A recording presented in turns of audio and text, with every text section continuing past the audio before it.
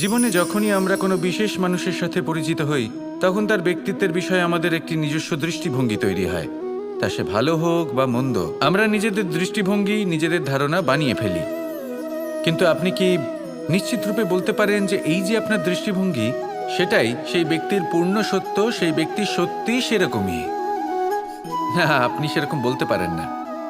কারণ যে কোনো মানুষের একটি চরিত্র, একটি ব্যক্তিত্ব অনেক বছর ধরে তৈরি হয়, অসংখ্য অভিজ্ঞতা লাভ করার পরে তৈরি হয়। আপনি একদিনে বুঝতে পারবেন না যে সেই ব্যক্তি কেমন। এই ভুলটাই বেশিরভাগ মানুষ করে ফেলেন। কিন্তু যদি সত্যি কোনো মানুষকে বুঝতে চান তাহলে একটু সময় দেওয়া খুব প্রয়োজন।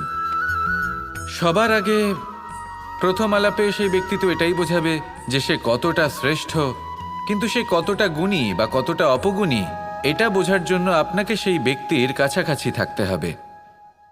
তিনি কতটা অহংকারী বা কতটা সজ্জন সেটা বোঝার জন্য আপনাকে সেই ব্যক্তিকে সম্মান দিয়ে দেখতে হবে। সেই ব্যক্তি কতটা লোভী বা কতটা সরল সেটা বোঝার জন্য তাকে ধন দিয়ে দেখতে হবে। সেই ব্যক্তির কতগুলো খারাপ গুণ আছে সেটা বোঝার জন্য সেই ব্যক্তিকে স্বাধীনতা দিয়ে দেখতে হবে। তবেই তাকে আপনি বুঝতে পারবেন। যে কোনো মানুষকে বোঝা, তার ব্যক্তিত্ব বুঝে ওঠা এতটা সহজ কাজ নয়। যতক্ষণ কোনো ব্যক্তির ব্যক্তিত্ব সম্পর্কে স্পষ্ট ধারণা না হয় ততক্ষণ সেই ব্যক্তির সাথে সম্পর্কে অগ্রসর হওয়া উচিত হবে না।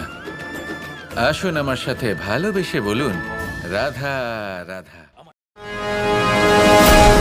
গঙ্গা ভারতের সবথেকে শক্তিশালী নদী, এমন একটি নদী যে নিজেই হলো একটি ইতিহাস।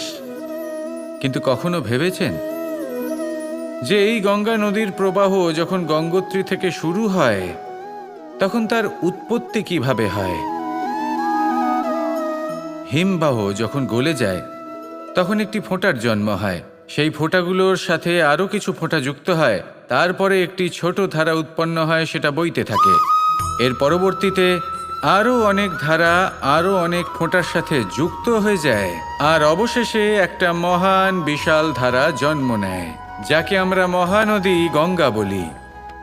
সেই জন্য এই কথা বলা হয়েছে যে একটি পাথর দিয়ে প্রাচীর বানানো যায় না।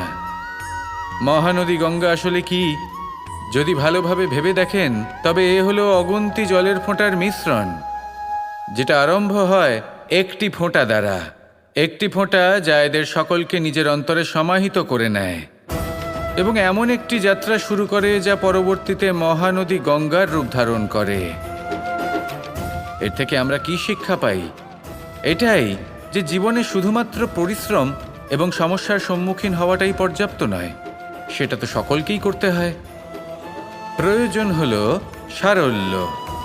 সারল্য দ্বারা সবাইকে নিজের অন্তরে সমাহিত করে নিতে হবে, তাদের সাথে চলতে হবে, অনেককে এক করে তুলতে হবে।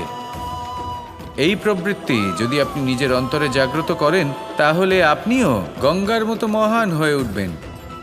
আসুন আমার সাথে ভালোবেসে বলুন, রাধা রাধা।